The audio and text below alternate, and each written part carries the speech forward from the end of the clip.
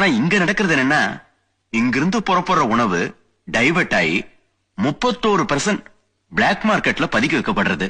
அதான் துயரமே. என்ன சொல்ற ரத்னவேல்? நான் என்ன சொல்றது? அதான் எல்லாம் படம் போட்டு காட்டிட்டீங்களே. இதுல போடாத படம் நிறைய இருக்கு. அவ்வளவும் பட்டினிச்சாவு. ஒரு மனுஷன் எந்த மூலையில செத்தாலும் அத விதின்னு ஒரே வார்த்தையில சொல்லி முடிச்சிடலாம்.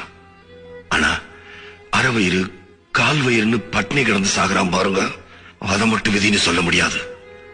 ஏழைங்க கஷ்டப்படாத ராத்திரி ஒருவேளையாவது சுடுசோறு சாப்பிடணுங்கிற காத்தான். அதுவே கஷ்டம்னா அது நிச்சயம் கடவுள் எழுதின விதி இல்ல, ஏழைங்க வாழ்க்கைய சுரண்டவன் எழுதின விதி. அவங்களதான் அடையாளம் தெரியலையே. என்ன சார் அடையாளம்? பணத்துக்கு ஆசைப்பட்டு அரிசியை பதுக்க